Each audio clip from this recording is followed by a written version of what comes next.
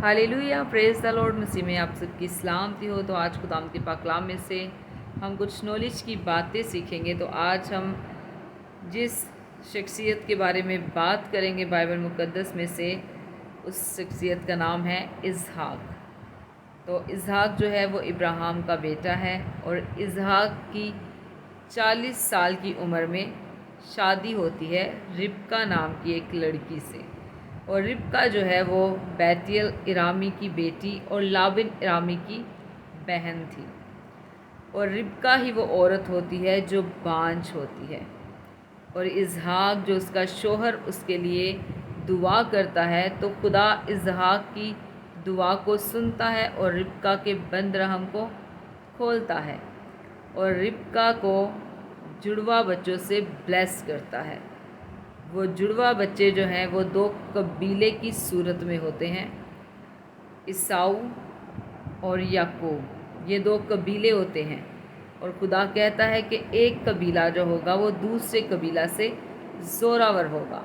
और यहाँ पे खुदावन उनको ये बात भी बताते हैं कि जो बड़ा बच्चा है वो छोटे की खिदमत करेगा। आगे जब हम देखते हैं, इस पूरी स्टोरी को पढ़ते हैं, तो हमें देखने में ये लगता है कि याकूब ने अपने भाई एसाऊ के पहलौठे का हक ले लिया।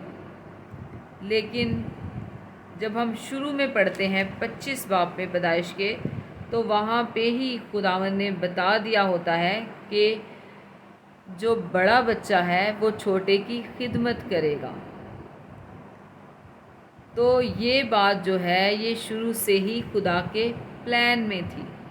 तो मेरे कहने का मकसद ये है कि अक्सर हमें लगता है कि हमारी ज़िंदगी में गलत हो रहा है, या हमसे हमारा हक छीन लिया गया है। लेकिन ये सारी चीज़ें जो हैं वो खुदावंद के प्लान में होती हैं, क्योंकि खुदावंद ने अपने मंसूबे को हमारी ज़िंदगी में किसी न किसी तरीके से पूरा करना होता है। और इसहाक जो है वो 180 बरस का होता है, और पूरी उम्र का हो के वो अपने लोगों में जा मिलता है, वफ़ात पाता है, और उसके बेटे ईसाऊ और याकूब उसे दफन कर देते हैं। तो इस छोटी सी हिस्ट्री से मेरा ईमान है कि आपको सीखने को भी मिला है और नॉलेज भी मिली है कि खुदा का हर चीज़ के लिए एक मंसूबा होता है, एक प्लान होता है। हम चाहे फिर उसे गलत वे में ही क्यों ना लें। हम इस बात को तो जानते हैं कि याकूब जो है वो उसके पहलौठे का हक ले लेता है, और जो उसके हिस्से की बरकतें होती हैं वो सारी याकूब को मिलती हैं।